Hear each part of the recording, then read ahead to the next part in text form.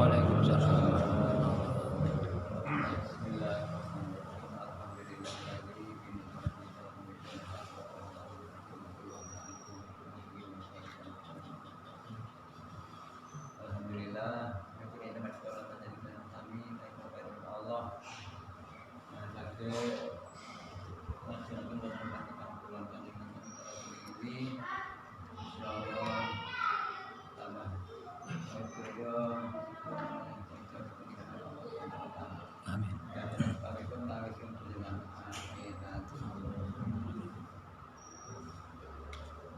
Tamu keluar itu dari daerah ya? Derek itu anaknya? Derek biasa dari pun pengawasan ini kalau benar kan nabi amanah lagi pernyataan Al-Quran kali kalender ini nyuwun gambaripun jamaah masjid pun badai pun jadi nabi pun nanti Memuas yang disebut gambar. Ani sana mangis badan itu kami makin terasa kan artinya nggih kula silakan makin nek ada tahu macam ya wajarnya jangan apa dan makin bergali bagai berdosa terakhiran awal juga yang di pulang bekas tahan yang luar memang kakek nak ini jadi nak terkunci kan karena dari oh, dengan kita terjadi kau jadi makanya kita nanti jangan lakukan, saya bawa dulu kalau sampai persiapan mengatur itu ada dengan setuju, karena saya pun monggo kita kita itu pada nabi Muhammad SAW, bagi lantaran jumo di rumah ini, itu keterangan jumo makan Inna Allah Ta'ala yuhibbu malihina dunia doa kalau ini demen suwijine wong sing cerigis ana cerigisan yo ben keterangan nanti cerigis ini bola-bali donga nyuwun marang ingsun terus. Jadi sifat bulan bandingan itu ya ini dikata-katain dulu. Ini malah di zaman ini alih di Allah. Jika iwat penting ini orang ini, kenapa? Umat Islam orang tinggi anti alih doa ini orang dan mesti gitu kok.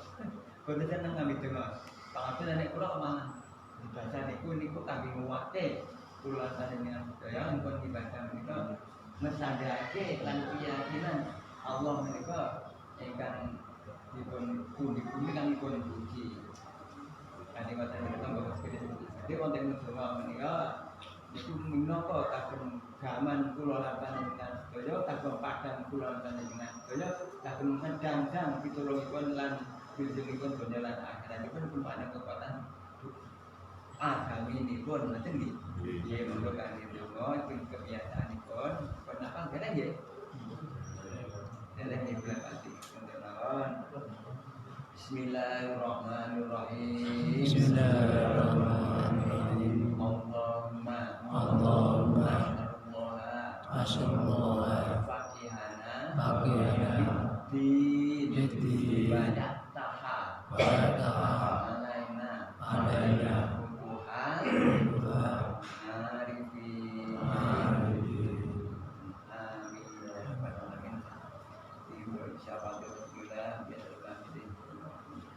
Al-Fatihah. Bismillahirrahmanirrahim. Alhamdulillahirabbil alamin arrahmanir rahim maliki yaumiddin. Iyyaka na'budu wa iyyaka nasta'in ihdinas siratal mustaqim. Siratal ladzina an'amta 'alaihim ghairil maghdubi 'alaihim waladdallin.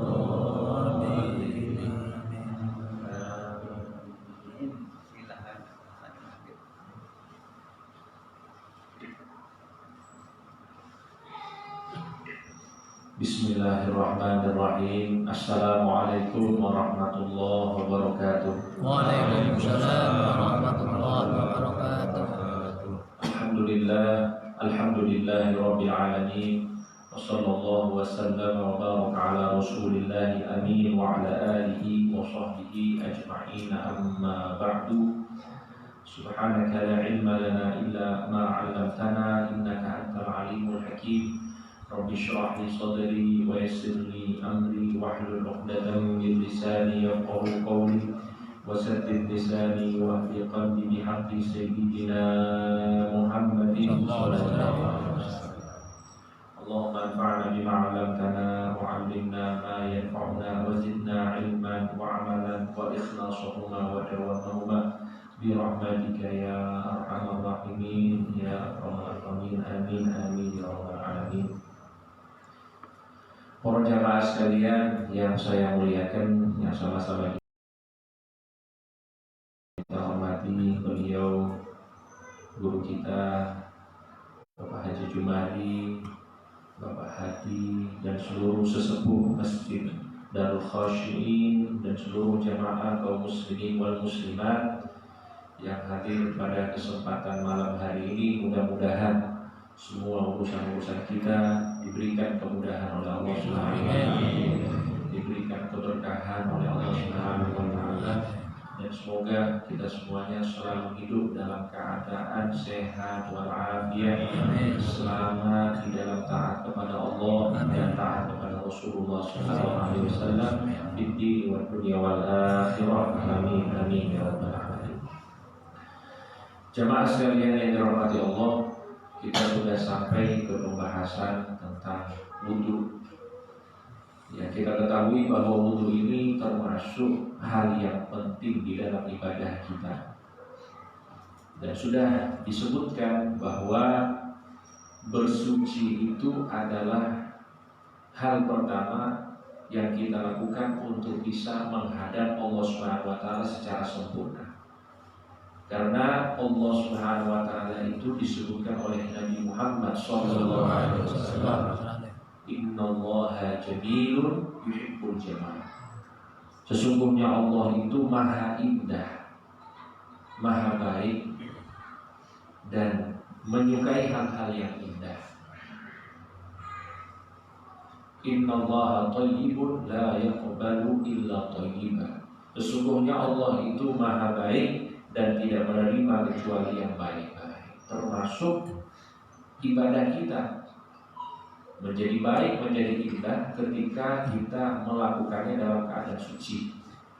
Suci dari najis sudah kita pelajari di pertemuan yang lalu, bagaimana tata cara istinja yang benar. Kenapa diajarkan oleh Rasulullah SAW? Supaya kita itu suci. Setelah kita tahu istinja yang benar, membersihkan yang najis yang benar, maka di sini kita diajarkan bagaimana cara berwudu yang benar. Dan secara umum berwudu itu ialah mengangkat hadas kecil. Karena kita mengenal dua hadas, ada namanya hadas besar, ada namanya hadas kecil. Hadas kecil itu hal-hal yang mengakibatkan orang-orang itu hadas kecil ialah misalnya keluar sesuatu dari kubul maupun dubur. Kubul itu bagian depan, dubur bagian belakang. Kalau ada sesuatu yang keluar baik dalam keadaan padat, cair ataupun gas, maka di sini dia sudah hadas kecil. Adapun nanti hadas besar itu kalau misalnya dia maaf seperti berhubungan badan suami istri, keluar mani, haid, nah itu berarti di hadas besar. Jadi wudu ini dia adalah bersuci dari hadas kecil, sebagaimana yang disebutkan oleh para ulama. Hadirin jamaah sekalian yang dirahmati Allah, kemudian yang harus kita garis bawahi juga bahwa wudu itu ada yang hukumnya wajib, anggota-anggota tubuh yang harus kita basuh, yang harus kita usap dari anggota tubuh yang ada. Ada yang hukumnya sunnah. Maka di sini insya Allah kita akan bahas apa saja yang wajib dari wudu atau yang kita kenal dengan fardu atau rukun wudu, dan apa saja yang sunnah dari wudu. Secara umum para ulama berkata bahwa yang wajib dibasuh di dalam wudhu itu hanya empat anggota tubuh. Yang pertama wajah, yang kedua kedua tangan sampai sikut, kemudian yang ketiga kepala atau rambut, kemudian yang keempat kedua kaki. Ini 4 anggota yang wajib dibasuh saat berwudu. Dan ini dari mana didapatkan oleh para ulama? Ini didapatkan dari firman Allah Subhanahu wa taala yang menjelaskan kepada kita. Allah Subhanahu wa taala berfirman, "Idza qumtum ila sholati faghsilu wujuhakum." Apabila kalian hendak sholat wahai hamba-hambaku, maka basuhlah wajah kalian. Wa aydiyakum ilal marafiq. Kemudian kedua tangan kalian hingga sikut. Wamsahu bi ru'usikum. Kemudian usaplah kepala kalian. Wa arjulakum ilal ka'bain. Kemudian basuhlah kedua kaki kalian sampai ke mata kaki. Nah, berdasarkan ayat ini para ulama menyimpulkan bahwa yang wajib dibasuh itu cuma 4 tadi. Wajah, kedua tangan, kemudian mengusap kepala dan kaki. Di sini ulama memberikan alasan kenapa cuma 4 itu yang wajib. Disebutkan bahwa wa inna makhtassa ar-ra'sa bil mashi bi satrihi ghaliban. Katanya kenapa dari anggota yang wajib ini kepala itu hanya diusap bukan dibasuh. Katanya karena dari kebiasaan orang-orang, ini dalam konteks dulu ya, orang-orang Arab itu kan biasanya pakai penutup kepala. Kalau kita yang peci atau pakai surban, kepala itu biasanya ditutup. Maka di sini perintahnya bukan membasuh tapi mengusap agar ada keringanan. Kalau misalnya setiap kali wudu harus dibasuh, maka itu akan membuat orang-orang itu susah, harus dicopot, kemudian dipakai kaki dan lain sebagainya. Maka mereka cuma digeser sedikit, kemudian diusap. Tidak perlu dibasuh sebagaimana anggota wudu yang lain seperti wajah, kedua tangan dan kaki. Kemudian dikatakan di sini wa khussatil a'dha'ul arba'atu bidzalika li'annaha mahallu iktisabil khataaya. Dan dikhususkan keempat anggota tubuh ini dalam wudu karena kebanyakan dosa itu dihasilkan dari tempat ini. Dari wajah, yang mata, yang mulut, yang telinga, nah ini tempat dosa semua. Kemudian tangan, kemudian kepala ini pikiran kotor, tempat dosa, kaki juga demikian. Nah ini termasuk alasan yang disebutkan oleh para ulama. Kenapa cuma 4 anggota yang wajib dibasuh dan diusap di saat berwudu. Kemudian alasannya dikatakan li'anna Adam masya ila syajarati birijlaihi. Katanya alasan lain bahwa Nabi Adam alaihissalam ketika melakukan pelanggaran di surga, makan buah khuldi, beliau itu berjalan dengan kedua kakinya. Wa tanawwala minha biyadaihi. Kemudian mengambil buah khuldi dengan tangannya. Wa akala minha bifamihi. Kemudian beliau itu makan dengan mulutnya. Wa massahu ra'suhu wa raqaha. Sedangkan kepalanya Nabi Adam alaihissalam menyentuh daun-daun dari pohon buah khuldi. Maka keempat anggota ini katanya kebanyakan memang tempatnya dosa. Maka di sini diwajibkan di saat kita berwudu. Ini disampaikan oleh para ulama kita rahimahullah taala. Hadirin jamaah sekalian yang dirahmati Allah. Nah, jadi ini 4 hal atau 4 anggota tubuh yang harus kita basuh di dalam berwudu. Akan tetapi yang perlu diperhatikan juga selain 4 hal ini ada 2 hal yang lain. yang merupakan kewajiban. Kewajiban di awal dan kewajiban di akhir. Di awal wudu, apa yang kita lakukan dikatakan oleh para ulama wa furudul wudu'i sittatun. Bahwa fardu wudu itu ada 6. Al-awwalun niyah, yang pertama niat. Nah, niat ini kewajiban yang pertama yang tidak disebutkan tadi. Jadi yang pertama itu ada niat, dan niat itu adalah istilahnya pembuka. Orang itu akan diberikan ganjaran oleh Allah tergantung niat. Kalau misalnya niatnya baik, maka ganjarannya baik, dan sebaliknya tidak memandang apa yang dilakukan. Kalau misalnya dia lakukan baik, niatnya baik, ganjarannya baik. Yang dia lakukan baik, tapi niatnya tidak baik, ganjarannya buruk. Misalnya orang sholat niatnya riya, pamer, ataupun ibadah yang lain. Ini amalannya baik, tapi niatnya tidak baik, riya. Maka di sini ganjarannya buruk di sisi Allah Subhanahu wa taala. Maka di sini niat itu sangat menentukan sah tidaknya ibadah seseorang itu tergantung niat. Rasulullah SAW bersabda, "Innamal a'malu binniyat." Sesungguhnya amal ibadah itu tergantung niat. Maka kalau kita itu mau melakukan apapun dari kewajiban-kewajiban ataupun sunnah-sunnah, usahakan diniatkan.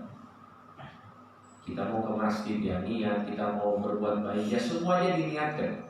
Agar apa? Agar diterima oleh Allah Subhanahu wa taala. Kemudian kita juga harus berhati-hati di dalam niat. Karena hal yang paling pertama diganggu oleh setan itu niat. Dalam ibadah yang paling pertama diganggu oleh setan itu niat. Sebelum ibadahnya diganggu, niatnya dulu.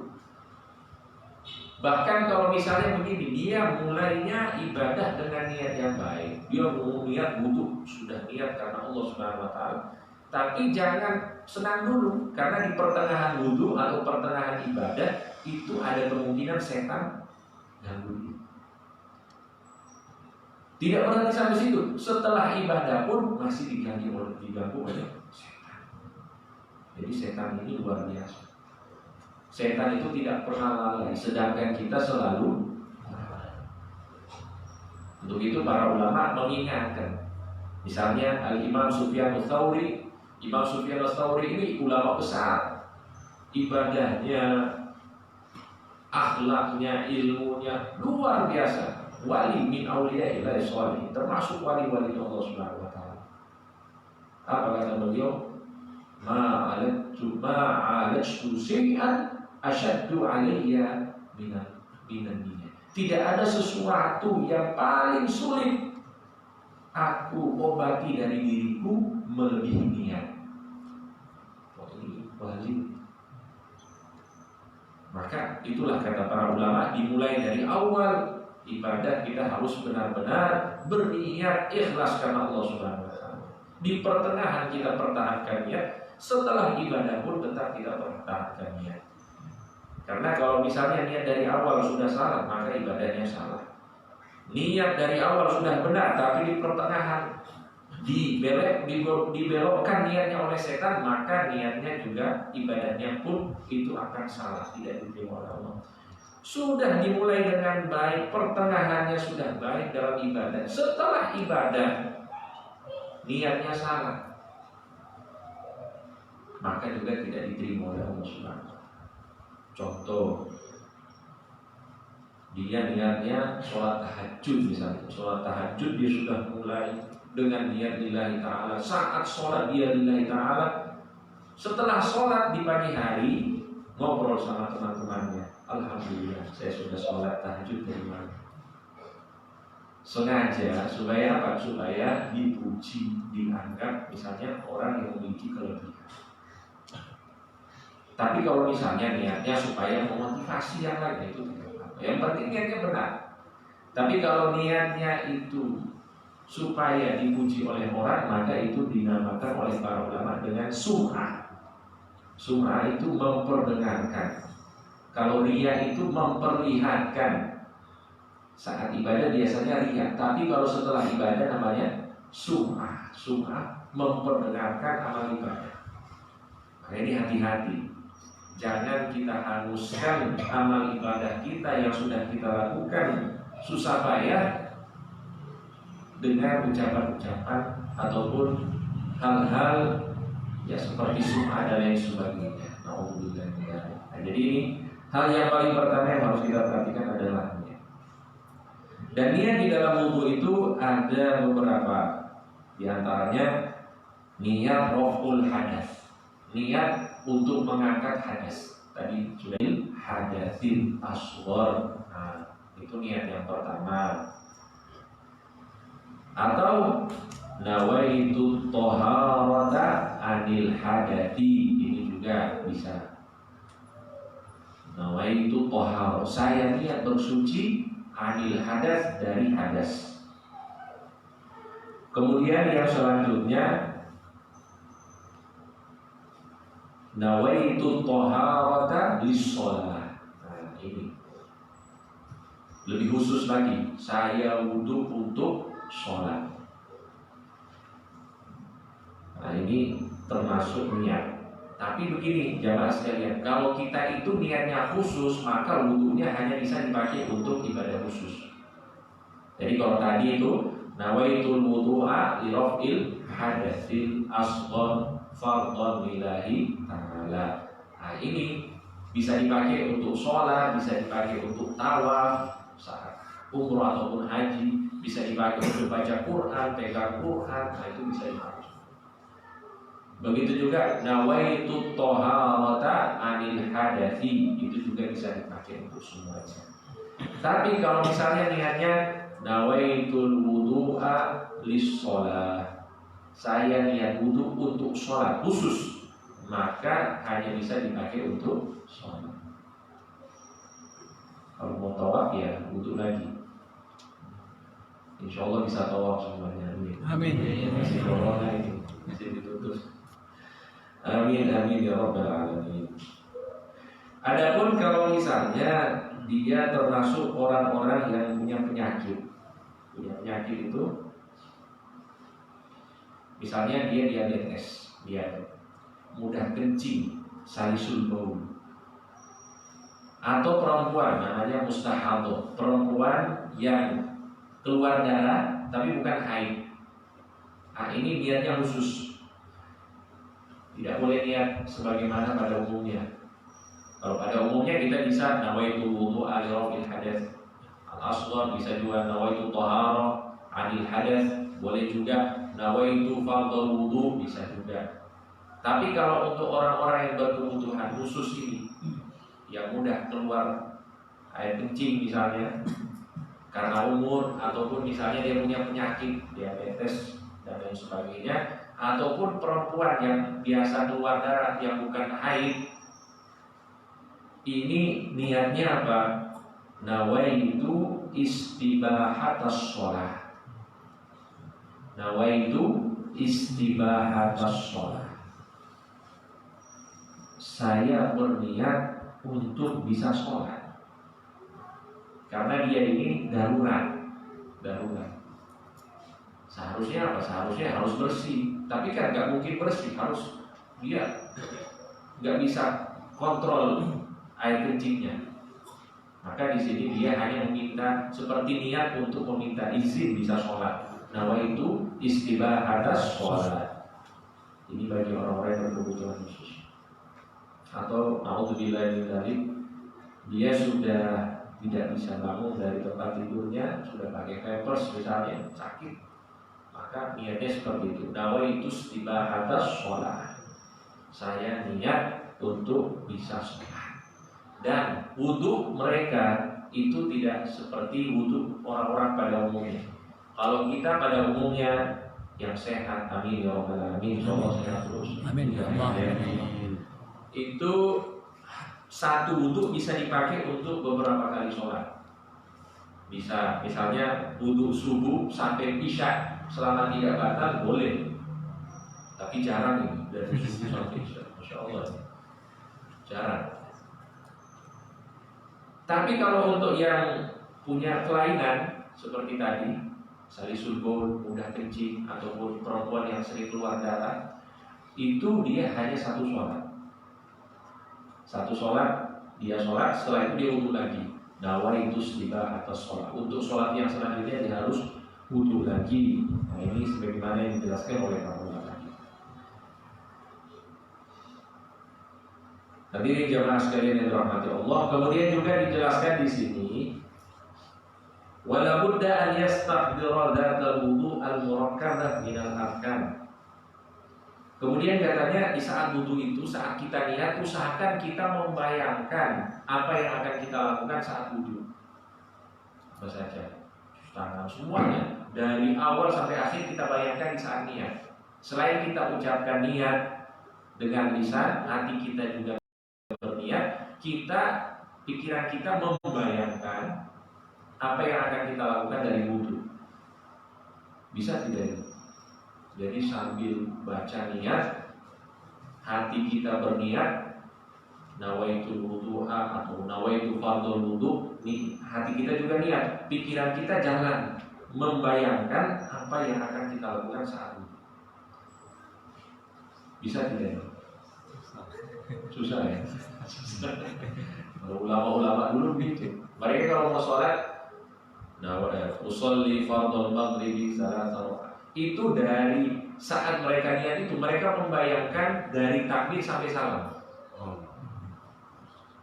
Itu ulama-ulama kita dulu begitu. Jadi usolli fardhul maghrib salasa rakaat mustaqbilat qiblati ma'muman lillahi ta'ala. Allah itu membayangkan semua bacaan, semua gerakan sholat dari takbir sampai salam. Itu ulama-ulama kita dulu. Kita bisa tidak seperti itu?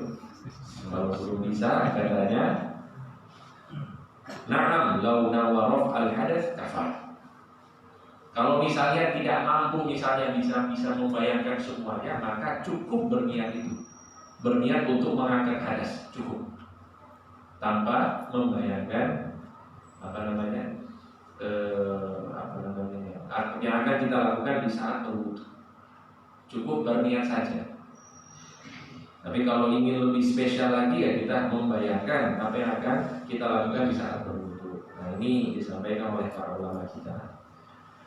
Hadirin jamaah sekalian yang dirahmati Allah. Jadi yang pertama niat, ini kewajiban yang pertama atau rukun yang pertama. Yang kedua ghuslul wajhi. Yang kedua itu membasuh wajah. Membasuh wajah ini, batasan wajah disebutkan oleh para ulama dari tempat tumbuhnya rambut. Jadi kalau kayak kepala saya ini kayak jadi produser ini, agak naik ke atas begini. Jadi mulainya dari sini. Kalau mulainya dari sini, ya dari sini. Pokoknya tempat tumbuhnya rambut kepala. Gimana kalau orangnya botak misalnya? Mulainya dari mana? Ya kalau botak itu kan, kalau dia botak dicukur ya ada tanda-tandanya. Oh ini tempat tumbuh rambutnya ini. Nah dari sini misalnya tempat tumbuh rambutnya. Tapi kalau misalnya dia botak dari lahir, tidak punya rambut, maka diukur, dikira-kira. Oh ini kalau misalnya ada rambut, maka kira-kira rambutnya di sini misalnya. Nah itu bagian atasnya. Kemudian bagian bawahnya itu sampai ke dagu. Dagu lebih aman dilebihkan sedikit. Dagu lebih sedikit. Ini atas bawah. Kemudian samping dari telinga ke telinga. Telinga. Apa saja yang dibasuh? Yang dibasuh itu kulit, rambut yang ada di wajah seluruhnya. Kalau ada jerawat-jerawat ya sudah sekalian jerawat-jerawatnya itu juga semuanya kena. Kemudian kalau misalnya apa lagi? Bagian-bagian misalnya seperti mata, ujung mata, ini juga termasuk. Adapun yang sudah di dalam-dalam itu tidak wajib. Misalnya lubang hidung itu tidak wajib.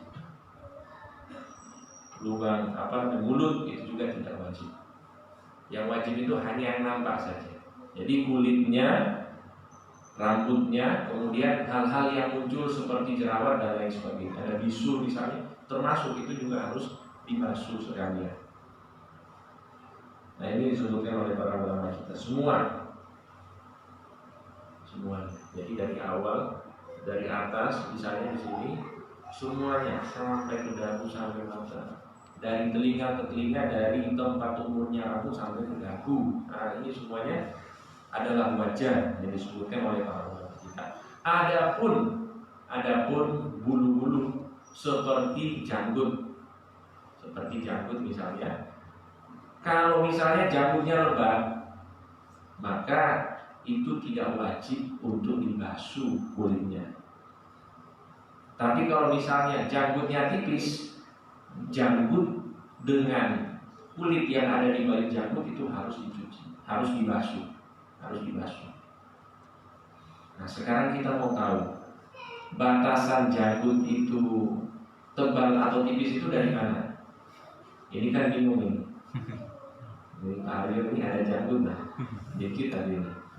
Nah, janggut itu tebal itu bagaimana kita tahu? Dikatakan oleh para ulama, turo basyaratuhu inda majlisit takhotub. Apabila kulit yang ada di balik janggut itu bisa kelihatan dengan jarak 1,5 meter. Jadi kalau kita duduk misalnya saya ke situ itu berapa meter? Saya agak maju sedikit. Terus Pak Fitra misalnya lihat kulit yang ada di balik janggut saya ini, kalau misalnya kelihatan berarti janggut saya tipis. Tapi kalau misalnya tidak kelihatan berarti janggutnya tebal janggut. Nah, itu kalau janggutnya tebal saat wudhu hanya dibasuh luarannya saja. Tapi kalau seperti saya ini masih tipis. Nah, jadi dalamnya juga harus kena kulit yang ada di balik janggut. Nah, kemudian dikatakan di sini illa idza kana limra'atin. Katanya janggut itu kalau dia tebal, janggut itu kalau tebal itu hanya di bagian luarnya saja. Kulitnya itu tidak perlu dibasuh kecuali janggutnya perempuan. Pernah lihat perempuan berjanggut? Iya, jarang. Katanya kalau ada perempuan yang berjanggut tebal, maka luar dalam itu harus dibasuh. Begitu juga khunsa. Khunsa itu yang memiliki 2 kelamin. Fayajibu iswaluna li batinihima. Wa yundabu lil mar'ati izalatuha. Nah, tapi kalau misalnya ada perempuan yang berjanggut, sunnah untuk mencukurnya untuk perempuan. Tapi kalau untuk laki-laki sunnah untuk merawatnya, janggut. Yang punya, tapi kalau nggak punya ya alhamdulillah. Yang penting ya kita rapi, ya. Rapi. Ya ini disebutkan oleh para ulama kita. Kemudian dikatakan ats-tsalitsu ghuslul yadaini ma'al mirfaqaini. Yang ketiga ialah membasuh kedua tangan sampai ke sikut. Dan ini ya sudah kita ketahui batasannya ya dari ujung jari sampai ke sikut. Dan sikut itu dikatakan oleh para ulama dilebihkan sedikit, jangan dipas-pas di sini, tapi dilebihkan sedikit sampai di sini minimal untuk menghilangkan was-was. Takutnya kalau kita di sini was-was, ini sudah kena atau belum, kita lewatkan sedikit sampai di sini. Nah itu termasuk sudah menggugurkan kewajiban. Nah ini disebutkan oleh ulama. Kemudian apa yang harus kita basuh di sikut ini? Semuanya ya, kulit, ya bulu-bulu yang ada di tangan, kemudian kuku, semuanya juga harus kena kuku. Kalau kukunya panjang berarti dalamnya kuku juga harus dikenakan air semuanya. Nah, bagaimana kalau misalnya tangannya tidak sempurna misalnya setengah seperti ini, maka dibasuh dari situ sampai ke sikut.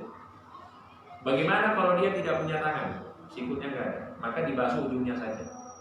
Nah itu sebutkan oleh para ulama. Kemudian ini keduanya. Kemudian yang kelima, ghuslur rijlaini ma'al ka'bain. Yang kelima ialah Yang keempat ya, ar-rabi'u masku syai'in minar ra'si.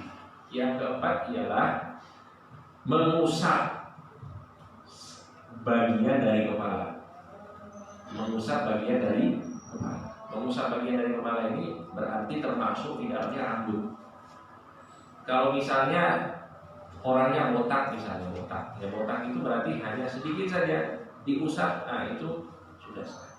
Kalau orang yang punya rambut ya minimal satu helai rambut, sya'ratun wahidah. Satu helai rambut itu sudah sah. Bukan satu helai, tapi sebahagian satu helai.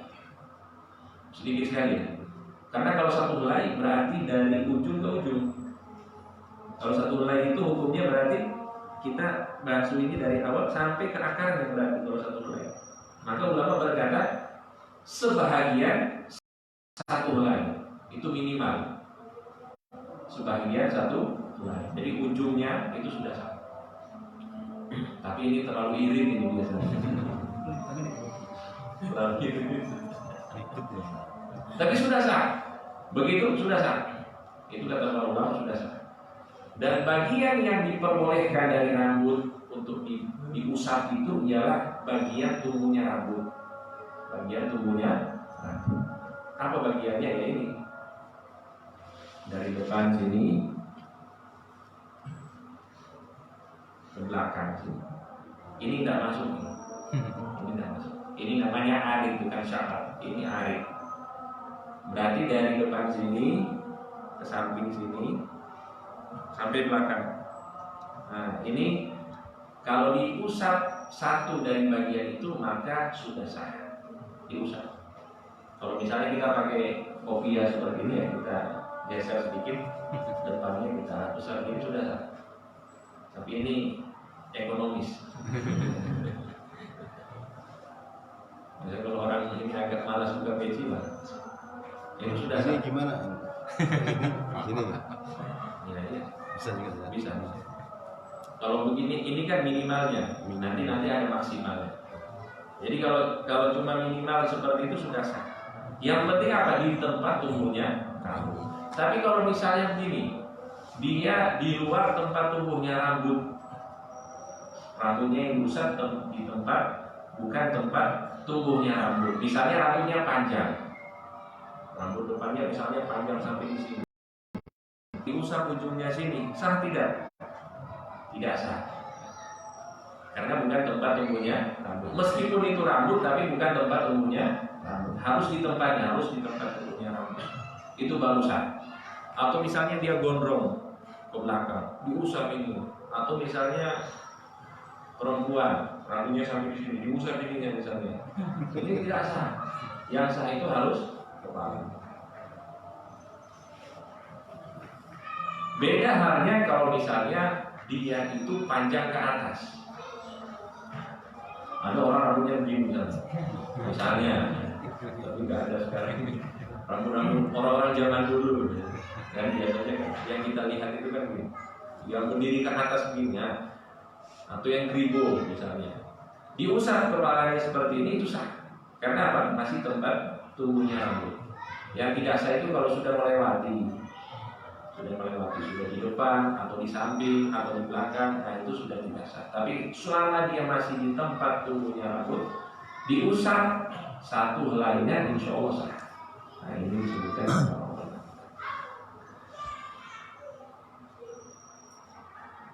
wal khamisu, yang kelima, ghuslu rijlaini ma'al ka'bain. Yang kelima ialah membasuh kedua kaki dan kedua mata kaki. Nah ini juga disebutkan ya, insya Allah ini sudah paham ya. Kaki dan kedua mata kaki. Ini yang wajib-wajibnya. Apa yang wajib dibasuh ya, termasuk kulitnya, termasuk bulu-bulunya yang ada di situ, dan juga kuku-kukunya. Itu semuanya wajib kita basuh. As-sadisu at-tartib. Nah, yang keenam ialah tartib, berurutan. Jadi basuhan wudu-wudu ini harus kita urutkan dari awal. Ya, dari wajah, kemudian kedua tangan sampai sikut, kemudian usap kepala, kemudian kedua kaki, itu harus berurutan. Jangan kaki dulu, kemudian wajah, kemudian tangan, itu tidak sah, harus berurutan. Nah, ini apa? Ini termasuk anggota wudhu yang wajib. Saya ulang lagi. Jadi kalau kita ini mau wudhu, yang wajib-wajibnya tok nih, sudah sah. Kalau kita berwudhu seperti ini sudah sah, tapi belum sempurna. Sudah sah tapi belum sempurna. Apa? Pas mau wudhu, nawaitu wudhu ali rafil hadasil asghar fadlillahi ta'ala, langsung ambil air, diusap, dibasuh kepala, di wajahnya. Wajahnya dibasuh 1 kali, itu sudah sah. 1 kali dibasuh, sudah sah tapi belum sempurna. Kemudian langsung tangan 1 kali, kemudian tangan kiri 1 kali. Kalau sudah dibasuh dan kena air mengalir, sah. Kemudian bagian kepala diambil sedikit, 1 helai rambut saja, sudah sah. Kemudian kaki sekali, kanan sekali, kiri sekali, sudah sah. Setelah itu ya wudhu sudah sah, bisa dipakai sholat. Tapi ini hanya sah, belum sempurna. Kalau sempurna ya seperti wudhu yang kita ketahui, yang ditambah dengan sunnah-sunnah wudhu. Nah, sunnah-sunnah wudhu ini banyak sekali. Kalau saya sebutkan di sini, hanya waktu tidak cukup ya, tapi insya Allah sebahagian kita sebutkan. Sebagaimana kita ketahui, sunnah wudhu itu ada yang diucapkan, ada yang dikerjakan. Ya, sunnah wudhu itu ada yang diucapkan, ada yang dikerjakan. Ini saya ambil sebahagian saja. Jadi kalau jenengan mau wudhu cepat, itu bisa pakai yang tadi. Misalnya mau ngejar jamaah misalnya, sudah mau masbuk ini kan, ya wudhunya wudhu yang wajib-wajib saja. Wajah, kedua tangan, kemudian kepala, kaki langsung. Itu sudah sah. Kalau ngejar jamaah misalnya buru-buru. Tapi kalau nggak buru-buru, ahsan, lebih baik itu pakai sunnah-sunnahnya. Nah di sini sunnah-sunnah di antara lain dikatakan ialah at-talaffuz bin niyah, melafazkan niat itu hukumnya sunnah. Kemudian at-tasmiyah wa ta'awudz, membaca basmalah dan a'udzubillahi minasyaitonirrajim. Jadi a'udzubillahi minasyaitonirrajim, bismillahirrahmanirrahim, itu sunnah. Kemudian bersiwak. Nah, bersiwak ini kalau kita ya sikat gigi. Kalau sekarang bisa sikat gigi sebelum wudhu, sikat gigi. Atau bersiwak pakai akar pohon namanya arok, ada dijual-jual itu siwak. Kemudian mencuci atau membasuh kedua tangan, yang biasanya kita basuh kedua tangan. Ini sunnah hukumnya. Sebelum kita basuh wajah, ini sunnah. Kemudian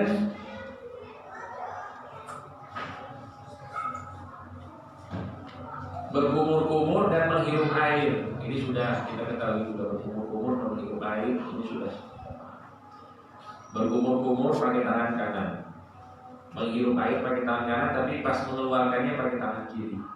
Ini termasuk sunnah. Dan itu ada doa-doanya. Mungkin sebagian sudah menghafalkan. Misalnya saat tangan Bismillahirrahmanirrahim, Allahumma inni as'aluka al-yumna wal barakata wa a'udzubika minasyuhri wal halakata. Jadi itu sebelum saat kita wudhu itu ada doa-doanya. Begitu juga saat berkumur-kumur, Allahumma a'inni ala dzikrika wa syukrika wa husni ibadatik. Saat kita menghirup air, Allahumma a'inni rahiyatal jannata wa anta 'anil radin. Saat kita mengeluarkan air, Allahumma inni a'udzubika min rawahin nar wa su'id dar. Itu doa-doa yang diajarkan oleh para ulama. Wabil khusus Imam Ghazali. Imam Ghazali itu ada kitab namanya Bidayatul Hidayah. Monggo jenengan bisa lihat, bisa beli kitabnya Bidayatul Hidayah. Itu sudah ada terjemahannya. Kalau ingin menambah amalan-amalan, ada doa-doa saat wudu itu disebutnya di situ.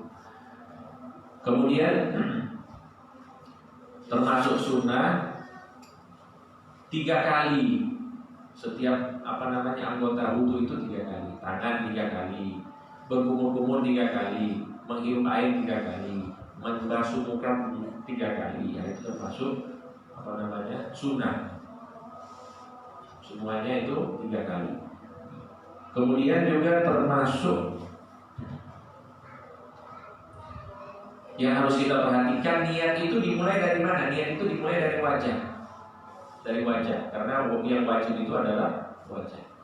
Jadi saat kita membasuh wajah, di situ kita niat nawaitu wudu al-rafil hadas, bukan dari tangan. Dari wajah baru kita niat wudu. Kalau di tangan itu kita niat sunat wudu.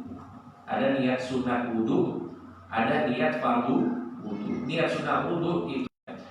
Jadi pada saat kita mau wudu, nawaitu sunnatal wudu, nah itu di tangan. Pertama. Saat kita sudah sampai di wajah, di situ nawaitu wudu'a li rafil hadasil asghar, itu saat di wajah.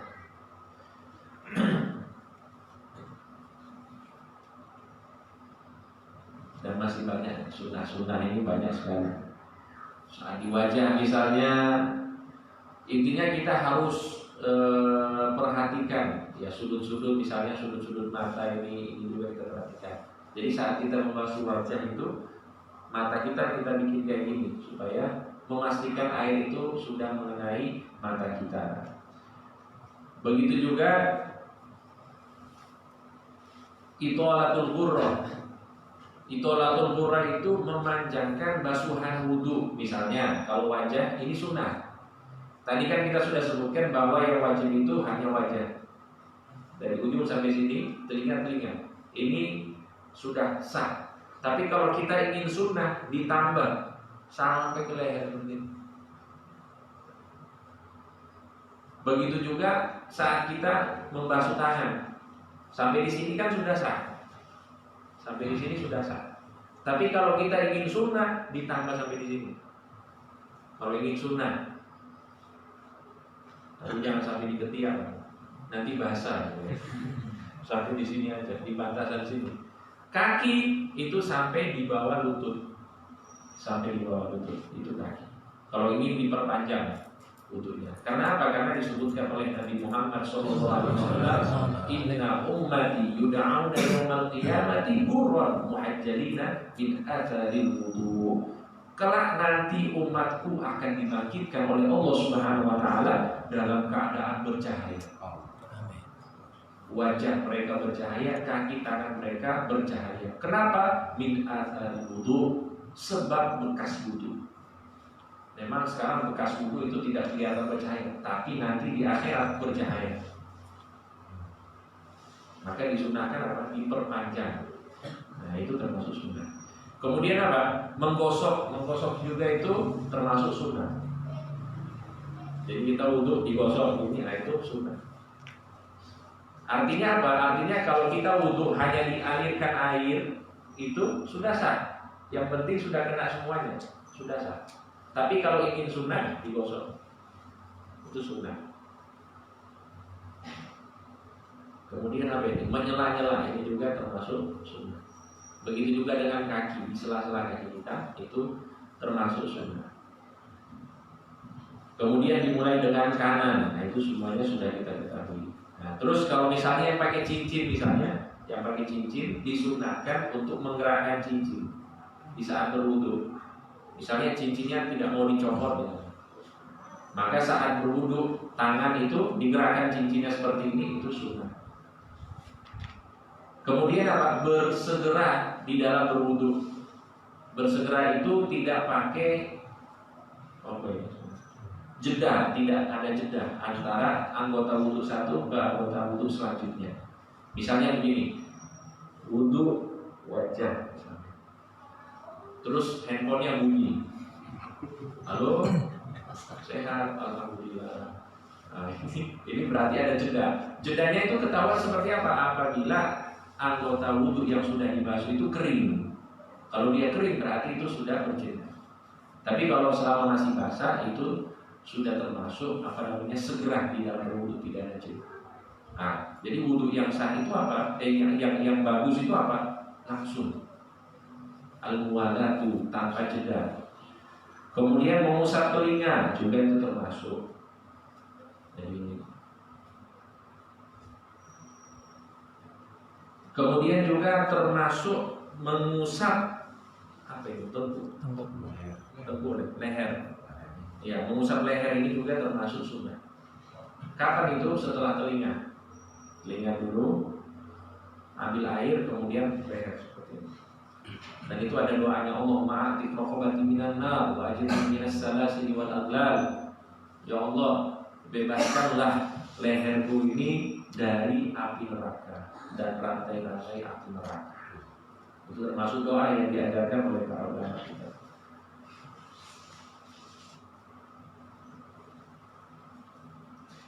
Kemudian juga termasuk sunnah setelah wudhu, dikatakan di sini syurbuhu min fadli wudhu'i, meminum sedikit air wudhu, sedikit. Jadi air wudhu yang kita pakai wudhu itu sedikit dari sisa air wudhu itu kita minum. Dikatakan kenapa? Di sini untuk keberkahan, untuk keberkahan. Tapi jangan sak gayu, nanti kenyang. Sedikit aja, sedikit untuk berkah. Jadi misalnya di gayung ataupun di mana atau di di keran, akhir wudhu itu kita ambil sedikit air, kita minum. Itu untuk keberkahan. Warashi izarihi bihi, kemudian memuncrat, apa istilahnya ini? Menciprat, menciprat sarung kita, menciprat sarung kita dengan air. Nah, itu juga termasuk sunnah. Kalau misalnya apa, mungkin ya akan muncul khawatir ini kena najis dan lain sebagainya, kita ambil air itu, diciprat-ciprat saja. Itu termasuk sunnah. Kemudian juga termasuk sunnah doa setelah berwudu. Doa ya sudah kita ketahui semuanya, menghadap kiblat, mengangkat tangan, doa. Asyhadu an la ilaha illallah, asyhadu anna Muhammadar Rasulullah. Allahumma ja'alni minat tawabin, wa ja'alni minal mutatahhirin, wa ja'alni min ibadika shalihin. Subhanakallahumma wa bihamdika, asyhadu an la ilaha illa anta, astaghfiruka wa atubu ilaik. Ditambah monggo air kursi boleh, ditambah inna anzalnahu fi lailatul qadri 3 kali. Ini termasuk sunnah. Disebutkan dalam sebuah hadis, barang siapa yang berwudu kemudian dia membaca inna anzalnahu fi lailatul qadr 1 kali, maka namanya akan tercatat di kumpulan orang-orang sholihin. Kalau dia baca 2 kali, maka namanya akan tercatat di daftar nama para syuhada, orang-orang yang mati syahid di jalan Allah. Barang siapa yang membaca 3 kali inna anzalnahu fi lailatul qadr setelah wudu, maka namanya akan tercatat di daftar nama para nabi. Itu disebutkan oleh Nabi Muhammad SAW. Yang nanti kumpulannya di situ. Yang nanti kata istiqomah. Kalau istiqomah insya Allah. Tapi kalau sekali-sekali ya Allahu a'lam bishawab. Istiqbalul qiblah. Nah, termasuk juga ini saya sebutkan cepat di sini. Termasuk sunnah-sunnah yang disebutkan ialah menghadap kiblat saat berwudu, duduk saat berwudu, tidak meniup air saat berwudu, hemat dalam pemakaian air, itu juga termasuk sunnah. Tidak berbicara saat berwudu. Kemudian tidak menampar wajah dengan air. Paham ya? Wah, biasanya ini kalau pas Ramadan ini, pas panas-panas itu kok semangat wudu, biasanya jarang wudu. Pas Ramadan jadi semangat wudu. Nah itu jangan menampar wajah dengan air. Artinya hemat saja ya, sekedarnya saja. Kemudian menghindari cipratan-cipratan air. Kemudian tidak mengeringkan anggota wudhu setelah berwudhu, itu juga termasuk sunnah. Karena apa? Asal ibadah barokah. Bekas ibadah itu berkah. Jadi Rasulullah SAW itu tidak pernah mengusap sisa-sisa air wudhunya ataupun sisa-sisa air mandinya, mandi wajib, mandi junub, itu Rasulullah tidak pernah pakai handuk. Tapi kalau misalnya ada alasan, misalnya kalau saya nggak pakai handuk, nggak dikeringkan, takutnya apa basah misalnya, nah itu boleh. Tapi kalau ingin sunnahnya dibiarkan agar keberkahan itu datang. Jadi banyak keberkahan Allah Subhanahu Wa Taala tentunya. Kemudian tarkus ziyadati ala salat, tidak lebih dari 3, itu juga termasuk sunnah. Nah, kemudian terakhir di sini, wa yustahabul wudu, dan disunahkan wudu itu untuk apa? Yang pertama li iradatin naum, saat mau tidur. Itu disunahkan. Wa li qiraatil Quran, membaca Quran. Wa li huduri majlisil ilmi wal dzikir, saat menghadiri majlis ilmu dan majlis zikir. Itu disunahkan untuk wudu. Wa li ziyaratil qubur, saat menziarahi kubur. Wal baqa ala taharati daiman, dan menjaga wudu. Nah, itu juga termasuk sunnah.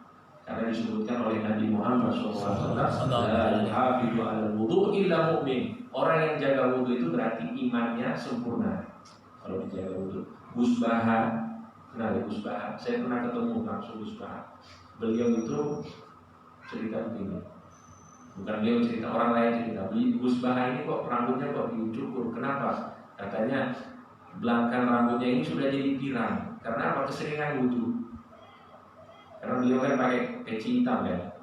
Kalau sering wudu itu nanti pecinya itu warnanya jadi kayak merah-merah gitu, coklat. Nah, jadi belakang rambutnya ini merah semuanya.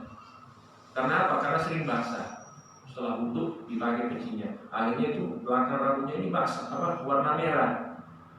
Akhirnya beliau cukur. Jadi rambutnya agak cepak sekali. Karena sering wudu, itu kata orang. Ya, amalannya beliau termasuk itu muhafadzatun 'ala wudu, menjaga wudu untuk kesempurnaan iman. Wa tajdidil wudu, memperbaharui wudu. Nah, itu juga termasuk apa? Termasuk sunnah-sunnah yang disebutkan oleh para ulama kita. Wallahu a'lam bishawab. Mudah-mudahan manfaat bisa diamalkan. Mohon maaf ini agak lama pembahasannya karena pembahasan wudu ini memang panjang, jadi saya singkat. Jadi mudah-mudahan bisa kita pahami semuanya dan manfaat bisa kita amalkan. Amin. Jadi saja, wallahu ta'ala alam, wallahu muwaffiq ila aqwamit thoriq. Wassalamualaikum warahmatullahi wabarakatuh. Waalaikumsalam.